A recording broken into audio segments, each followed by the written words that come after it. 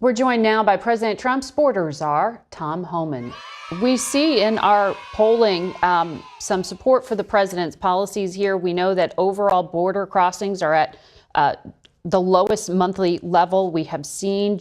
Well, look, I think we've been very successful, and we got the most secure border in the history of this nation. And President Trump was able to accomplish that in 7 weeks. That's something that Joe Biden didn't and wouldn't do in 4 years. But yeah, the more money we have, the more we can do.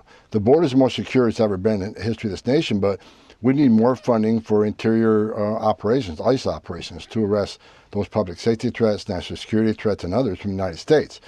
Again, the numbers are about 3 times higher than they were during the Biden administration as far as ICE arresting the interior.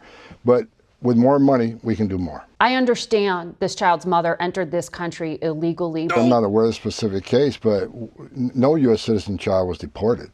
Deported means you got to be deported by the immigration judge. We don't deport U.S. citizens. The mother was deported along with the children. Children aren't deported. The mother chose to take the children with her.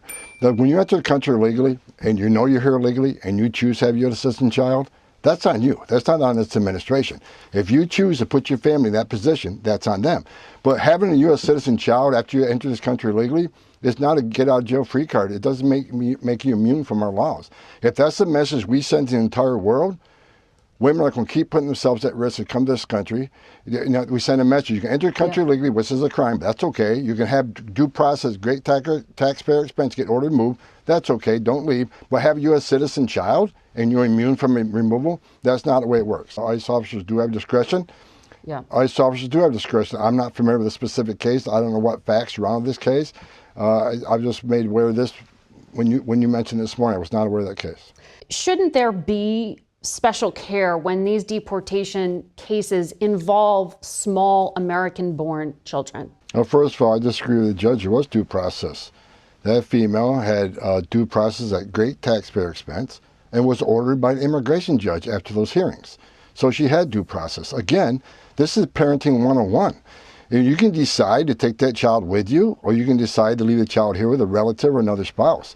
Having a U.S. citizen child doesn't make you immune from our laws of the country. American families get separated every day by law enforcement. Thousands of times a day when a parent gets put in jail, the child can't go with them. If you're an illegal alien, come to this country, and you decide to have a U.S. citizen child, that's on you. You put yourself in that position. The father tried, actually, to make arrangements, as we understand it through our reporting. But he and the mother, who were separated since she was in detention after showing up for her appointment, was only allowed a very brief phone call. The father tried to petition to get the child handed over to an American citizen relative. So the mother had to make this decision and took the child with her. It just seems like there could be some more.